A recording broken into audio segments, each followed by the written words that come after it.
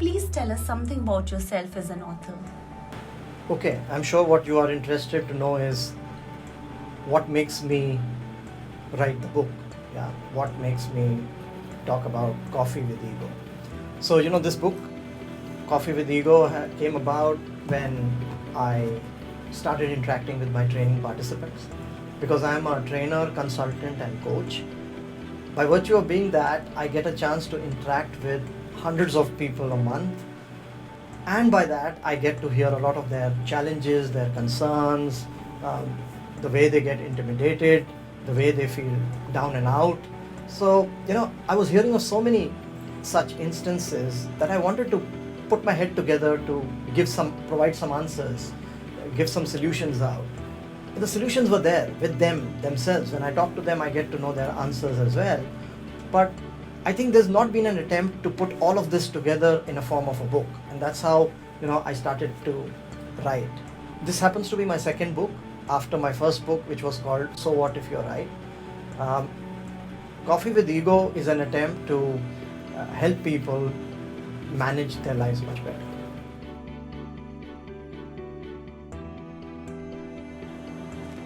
Why the title Coffee with Ego? So at a certain stage of starting to write this book, I realized that it will be very difficult for us to be able to make out the difference between my ego and myself.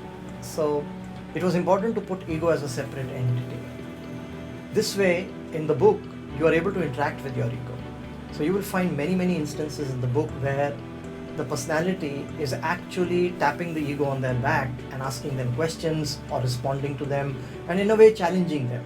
So this is one of the best ways that the book brings out what our ego does to us, right? And also the aspect of coffee comes in because they say anything can happen over coffee. What's the better time than to be sitting across the table with your ego and be asking questions while you're sipping on your coffee? So that's the reason for the title Coffee with Ego.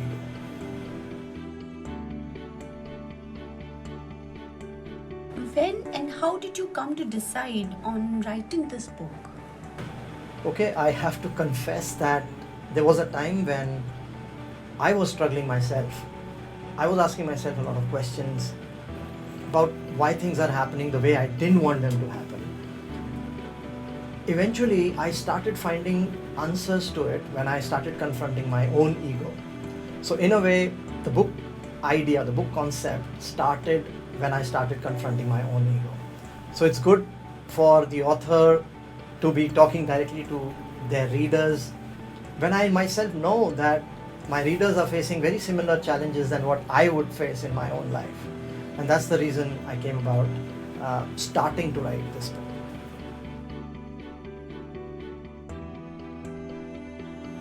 What all have you covered in the book? So if I go take you through this book, I'm taking you through the contents, and I find that one of the first things that the reader would be very happy to read about would be how tricky our own ego is and how it acts in very subtle ways. Then I'm also bringing out differences between the aspects of ego, sometimes making you feel like a victim, sometimes like the expert. So there are good aspects of the ego which we tend to miss out, and there are certain aspects of ego that we think should be eliminated from our lives, which is not true. So how to use the best parts of your ego and how to then confront your ego when it's not taking you in the right direction is something that has been covered in the book. Also, the ego in comparison between two people, that's when the ego erupts a lot of times. And then a very important aspect covered in the book is about the difference between self-esteem and ego. There's a lot of times we've heard people saying that, hey, this is my self-esteem, I need to protect it. But in a way, what they're fighting for is their ego and not their self-esteem. So to make that difference clear, this book has a chapter on it. And then ultimately, it talks about how we can find a higher purpose in our lives and be able to put ego to its best use to achieve that purpose. Now, another good thing about this book is that it covers these concepts by making them very, very simple. In fact, I've put in a lot of illustrations in it where you could actually see pictures of ego interacting with yourself. So that brings out, in a very funny and a light way, it brings out some very deep concepts that we've been struggling with. What can the reader expect to take away from the reading of the book Coffee with Ego?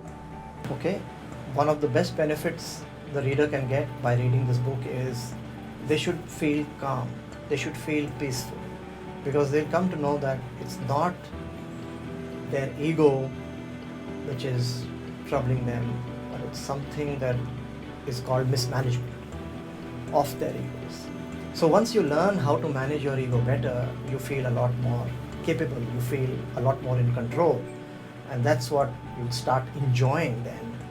The same instances of your life that you were earlier trying to avoid or were feeling intimidated by.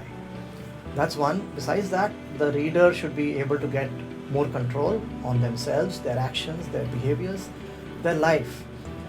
And eventually, they should become adept at being able to confront their egos. So I'd say they should be able to have coffee with their egos more often.